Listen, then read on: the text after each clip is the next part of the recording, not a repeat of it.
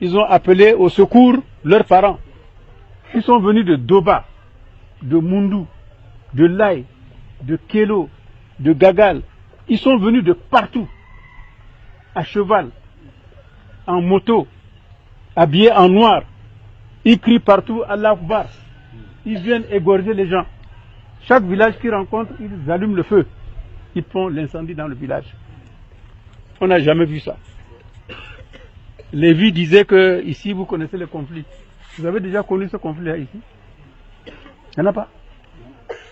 C'est pas la même chose, pas de la même façon. Et les éleveurs et les agriculteurs là, c'est pas seulement au Tchad, dans tous les pays du monde où il y a l'élevage, de transhumance là, il y a toujours des problèmes au moment des récoltes. Mais les gens arrivent à régler. Depuis Temalbaye, il y avait ça. On remonte même à la colonisation, il y avait ça. Depuis tous les gouvernements, depuis Temalbaye jusqu'à l'arrivée de Hissène Habré, il y a toujours eu des conflits. Mais c'est depuis Hissène Habré, avec aujourd'hui son bras droit qui est Déby, que le conflit agriculteur-éleveur là a pris une dimension qui ne finira jamais tant que Déby est au pouvoir. C'est ça qu'il faut que vous compreniez. Je ne veux pas entrer dans les détails. On aura d'autres occasions pour parler de ça. Mais je voudrais m'adresser aux jeunes. Les jeunes là, les jeunes qui me regardent là. Vous là. Vous là. Hein? Vous m'écoutez bien?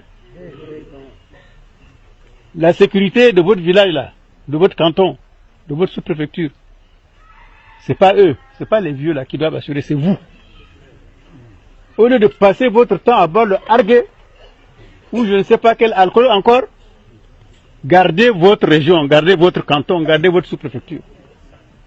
C'est vous qui devez vous organiser pour la sécurité de vos champs et de vos parents. Parce que vos parents, eux, ils ont souffert, ils souffrent encore pour vous. Ils ont cultivé. Pendant 6 mois, leur travail est réduit à 0 par les bœufs qui viennent manger. Mais c'est cet argent-là, c'est avec ça qu'ils vous ont élevé. C'est avec ça qu'ils vous envoient à l'école. C'est avec ça qu'ils nourrissent la famille. C'est avec ça qu'ils achètent le pain à vos mères. Quand les champs sont détruits là, vos parents vont faire quoi? Même la scolarité ne peut pas payer pour vous, pour aller à l'école. Donc vous devez vous organiser.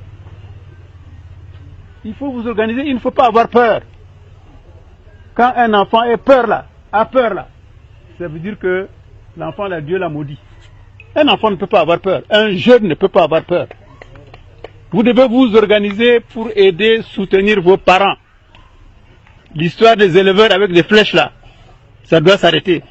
Et ça ne peut s'arrêter que si vous vous organisez pour arrêter ça. Si vous comptez sur le gouvernement de Déby là, vous attendrez même 100 ans. Ça va continuer. Comment vous allez vous organiser?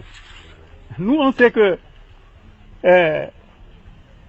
Dieu nous a mis devant un gouvernement non seulement incapable, mais un gouvernement qui est contre nous. Dans tout le sud, ils ont désarmé la population. Ce n'est pas seulement les armes de chasse, hein. Même aujourd'hui, même le couteau. Quand on vous rencontre avec un couteau, même on vous arrache le couteau. Donc le sudiste est complètement désarmé. Il n'a rien pour se défendre. Par contre, les autres, ils ont toutes les armes, même les armes de guerre. Les bergers là, parfois ils ont même le clash. Et nous, on n'a même pas, on n'a que le bâton peut-être. Les autres ont des flèches. Ils ont quoi? Nous, on n'a même pas une sagaie. On n'a même pas un couteau de jet. Donc, malgré ça, là, je vous dis, n'ayez pas peur. N'ayez pas peur, parce que celui qui doit tirer l'arc là, vous savez comment on fait? N'est-ce pas que le carquois est comme ça? On doit prendre une flèche, attraper l'arc et tirer. Le temps qu'il fait ça là, moi je vais courir l'attraper. Hein? Quand vous êtes nombreux, ils vont avoir peur. Leurs flèches là ne peuvent pas tuer 10 personnes. C'est pas vrai. Leurs flèches ne peuvent même pas tuer une personne parce que puisque vous êtes nombreux, ils ont peur. Ils ne peuvent même pas viser normalement. La flèche va partir même en haut. Donc vous vous organisez. Quand les bœufs sont en train d'arriver Vous ne dormez pas quand je dis s'organiser, ça veut dire parce que vous savez que c'est la nuit qu'ils amènent les troupeaux.